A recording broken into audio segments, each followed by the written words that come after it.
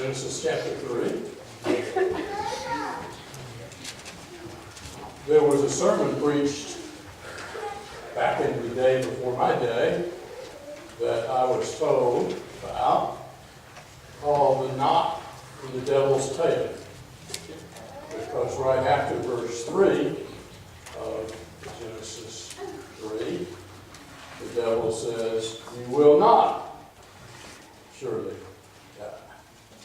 Hence, the knot in the devil's tail. Okay. All right. A lot of things we're going to learn about this. A lot of things that are very representative of who we are. A lot we can learn about God. A lot we can learn about Satan. Really, mostly we learn a fair bit about ourselves.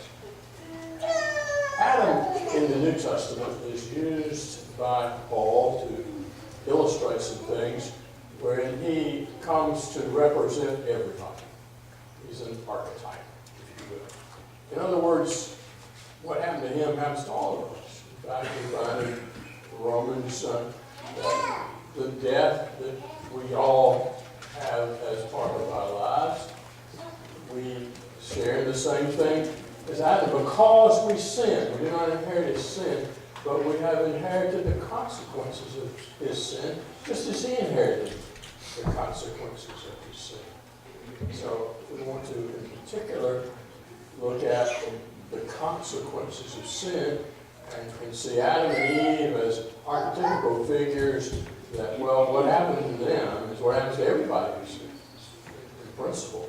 We want to understand something about what that leads to, as well as we want to look at what the remedy is for that here in this life.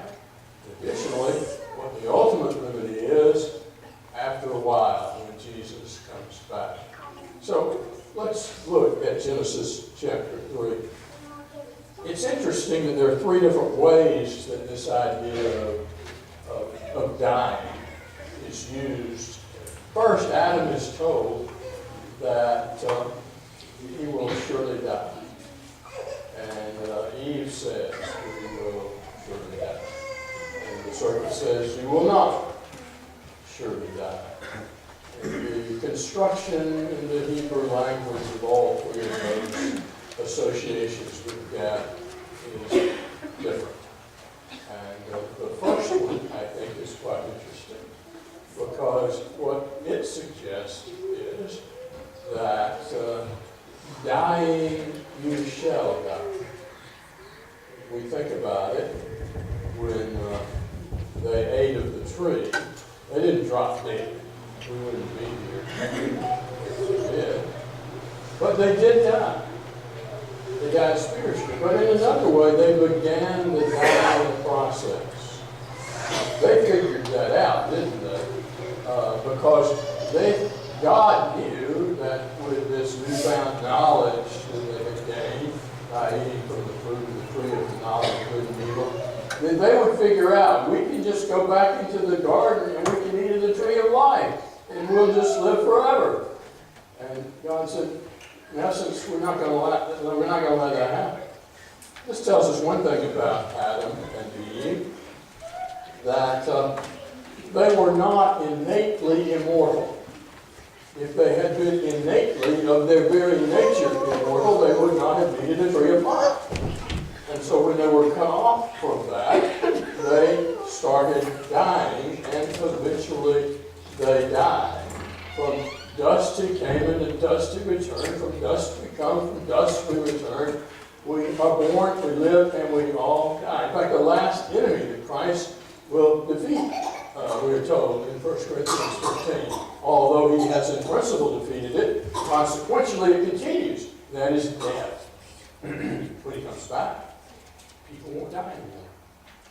And we all go through that process. I posted yesterday about cutting my grass on the side of the hill at the age of almost 67, and how the Lord has blessed me with a certain measure of help to be able to do that, for which I am thankful. And I mentioned in response to somebody's comment, I don't know how I got to be 67. Because a couple of weeks ago, I was like 42. And then, I don't know what happened. I really, And I'm thinking that if 42 to 67 went that fast, the rest of it's not going to slow down a whole lot. So, I remember hearing people talk about this when I was in my teens, and I thought, because, days were longer back then. Something has happened, and they're not as long anymore. It's a mysterious thing, I don't know.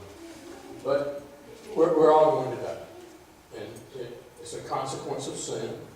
With Adam and Eve, it was a consequence of their sin.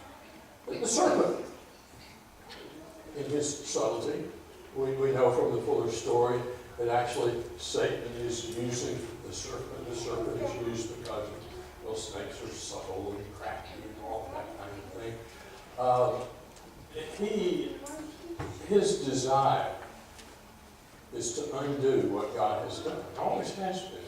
Will continue to be until one day Satan will be put out of business completely. But he wants God's gift to us to not be realized. He doesn't want us to enjoy fellowship with God. God has, as he did with Adam and Eve, and his restriction of one tree. Because you notice how crafty Satan is. He said, I hear you can't eat. I heard you can eat of all of the trees. He said, no, not all of them. What's he doing?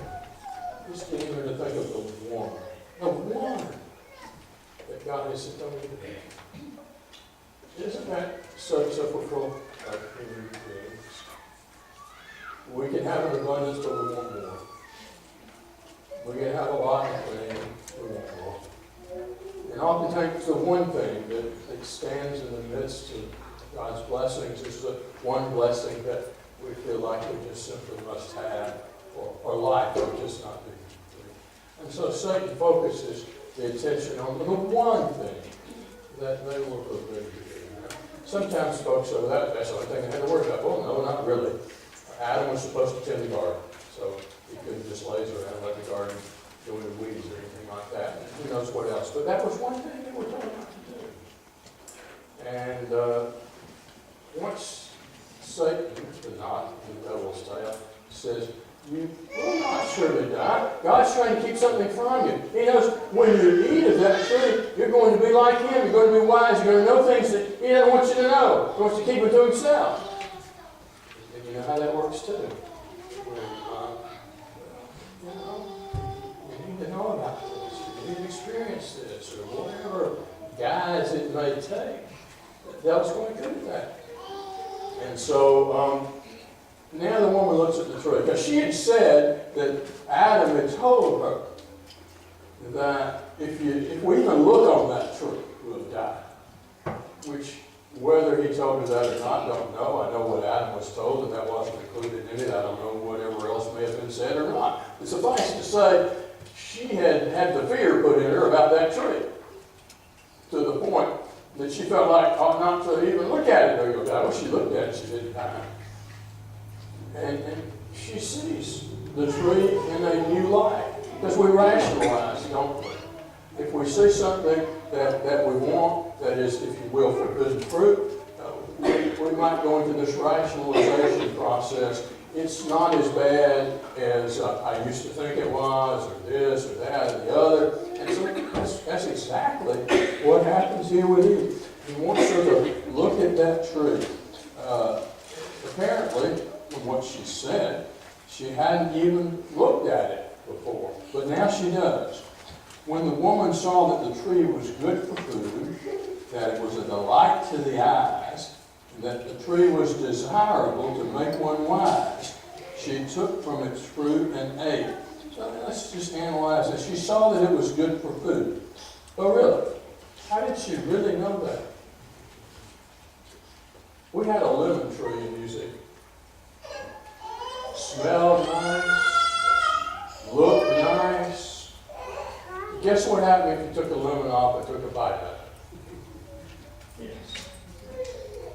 So she didn't know that. We had some persimmon trees in the backyard when throwing gas, I know. And I was told not to eat green persimmons, which, well, again, there we go, you know how that works.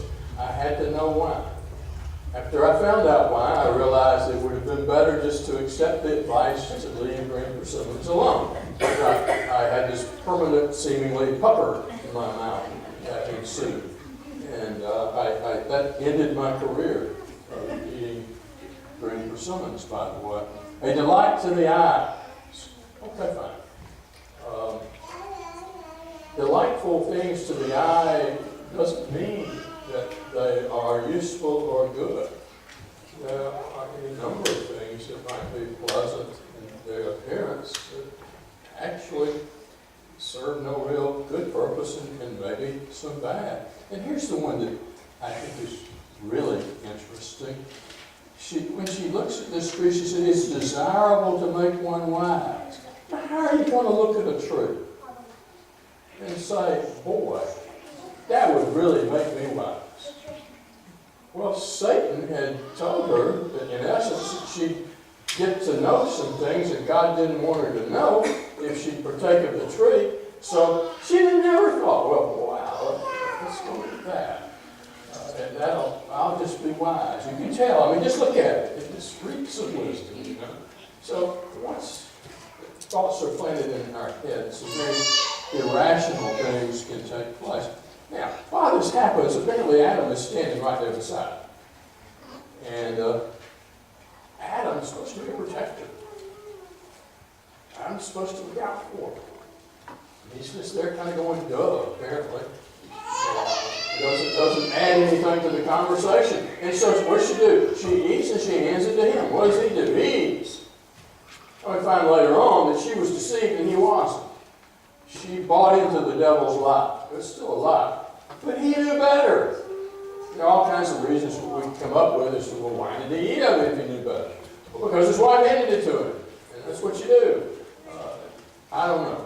But suffice to say, he could have said, wait a minute, stop that.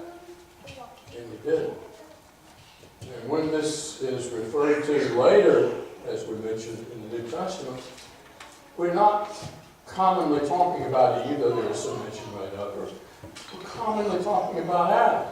Because in the family situation of Adam and Eve, the buck stopped with Adam.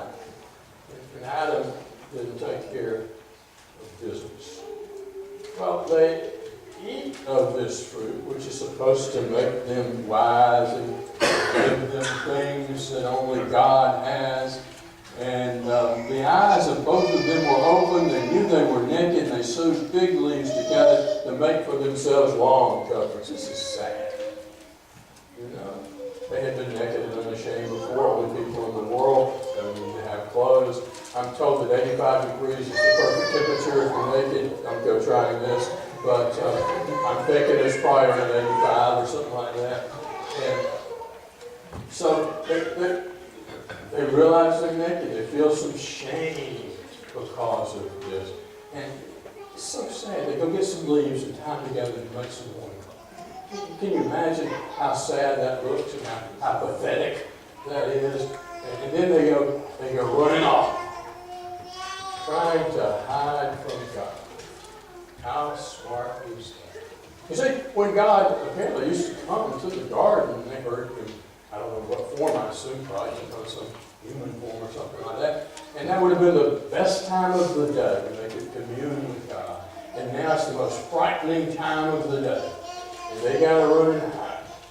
So as we look at this, the first thing that happens as a consequence to our sin is we're separated from God. He's not our friend anymore. We have reason to be ashamed.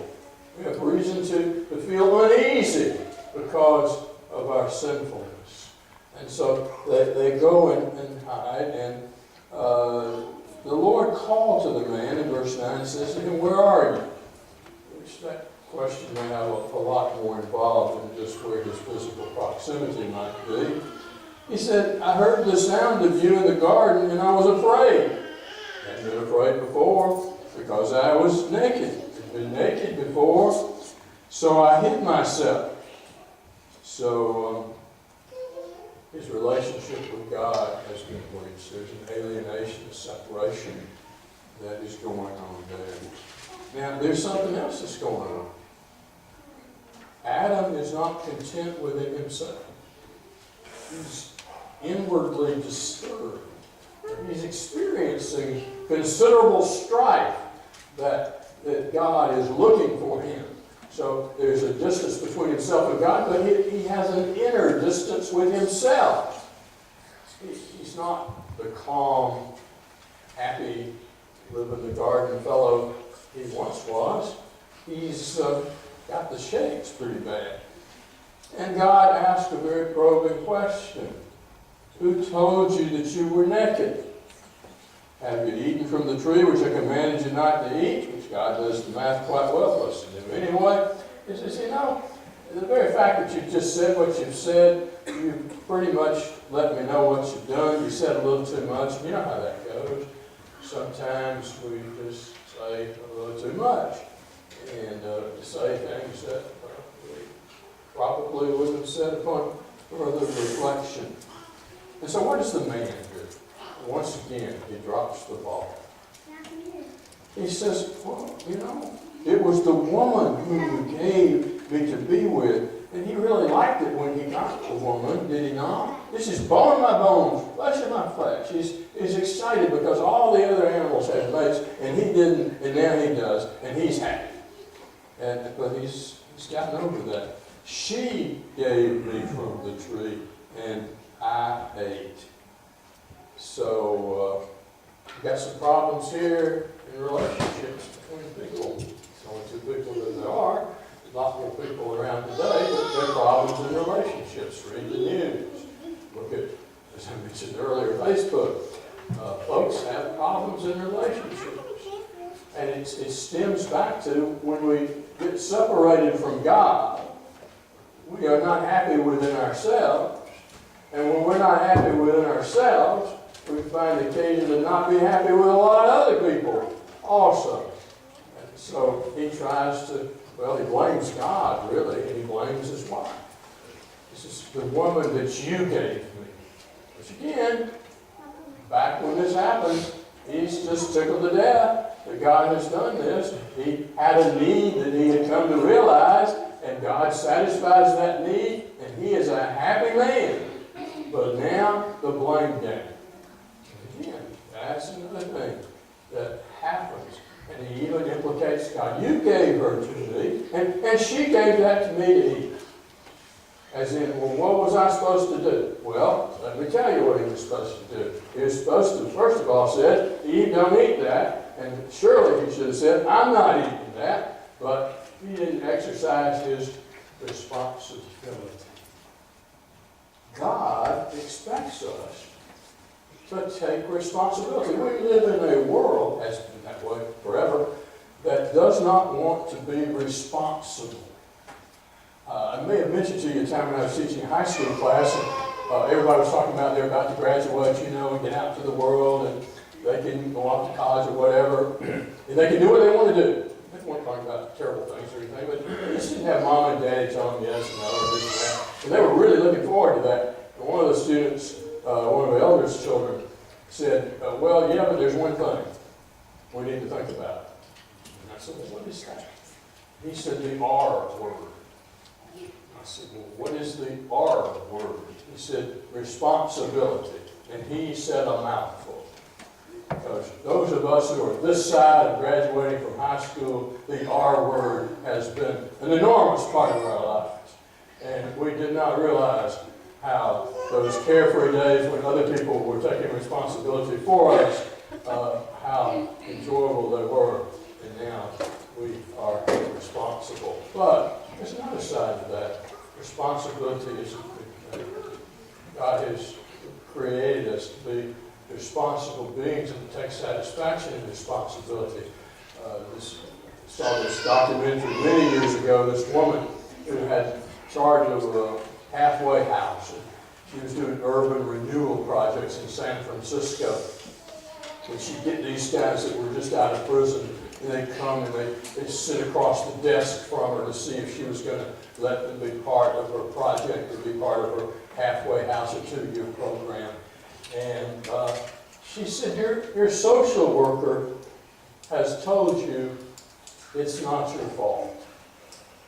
You've been told that probably your parents were at fault, or you lived in a not the best place in town, and you had to face a lot of challenges to emerge from that. And you've been told it's not your fault. And she said, if you don't think it's your fault, there's the door. If you think it was your fault, keep your seat.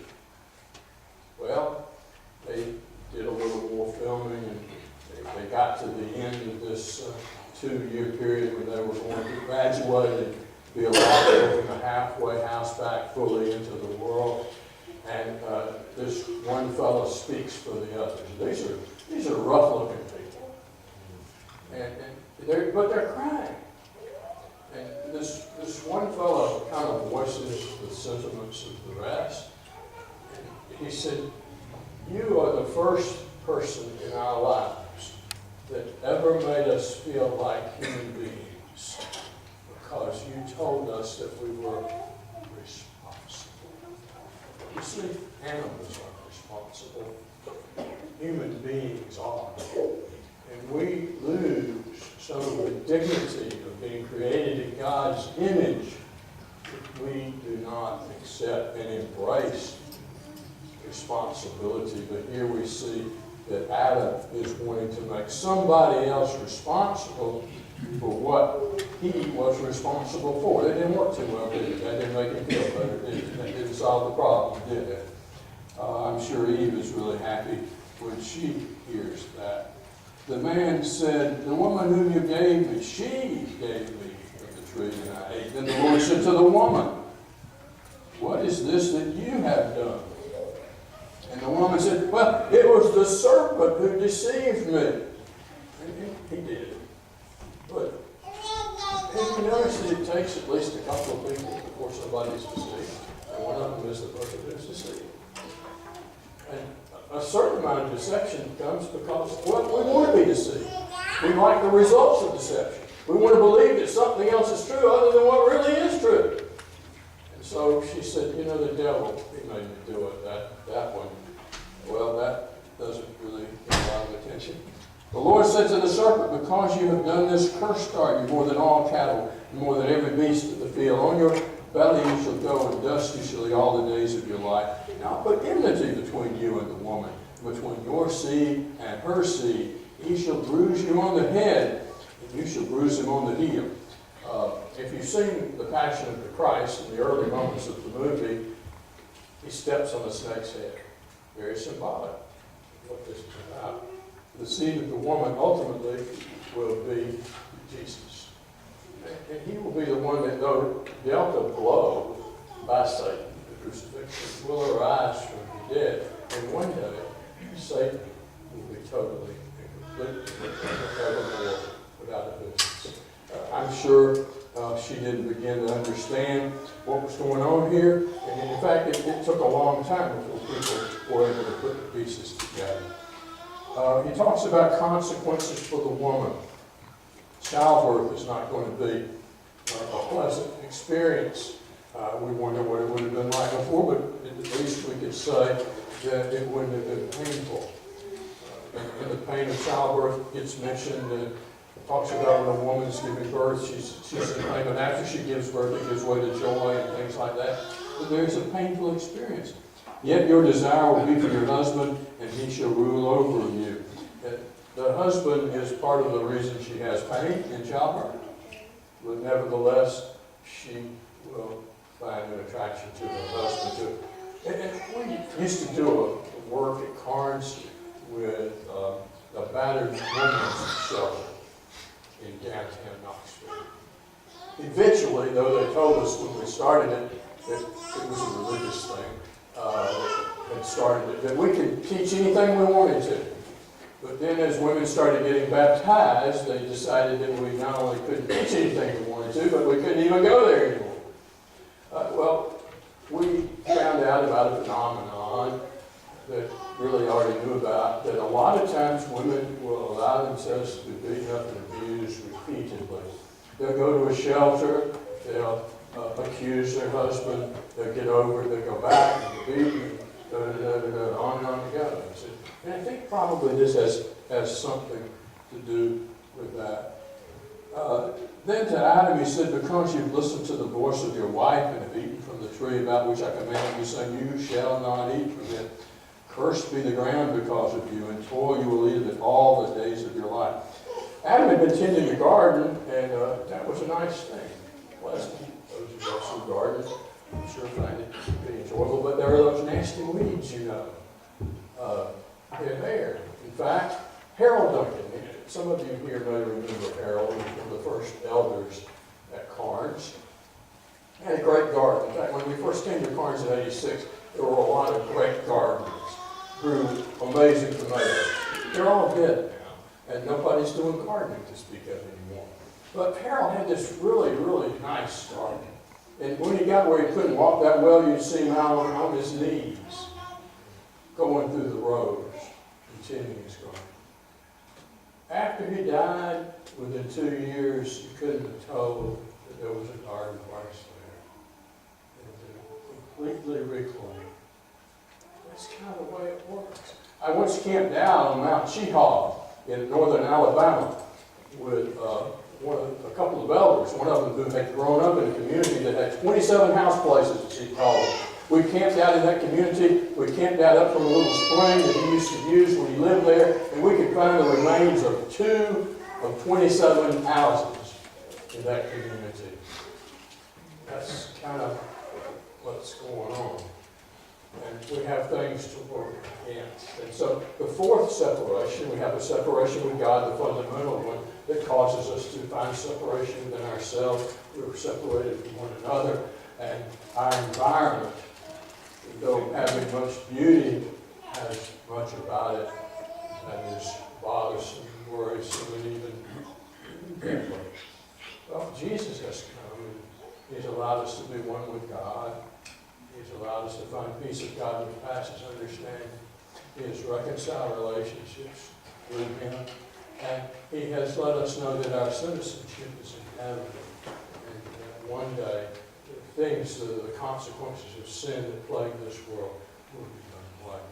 And so we take comfort in that. But we know that that's not reached its final resolution. But in heaven, there'll be nothing going on inside of us that's wrong. Our relationship with God will be perfect. Our relationship with one another will be perfect. And the environment will be absolutely positively perfect.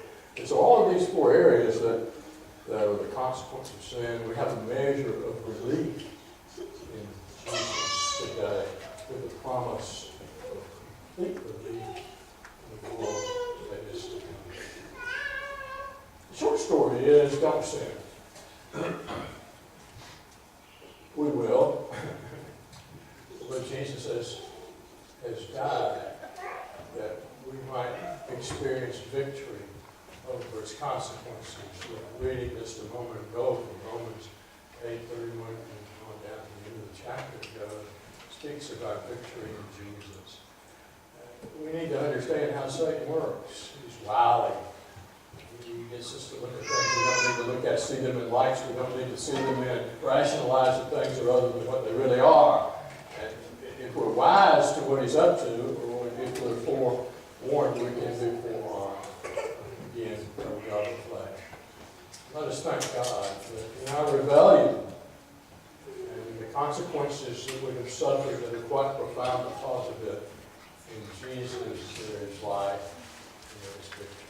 If you're not a Christian, you need to be in Christ. Because in the world outside of Christ, there is no hope. And the consequences of sin are, well, they will always be part of life, and even in the life that comes for us. If you're not a Christian, become one. Believe that Jesus is the Christ. Repent, confess Him, put Him under baptism. Those of us who are Christians, let us remember the great gift. That we, up against Satan, will always be defeated. We will always lose. He is mightier than we are, but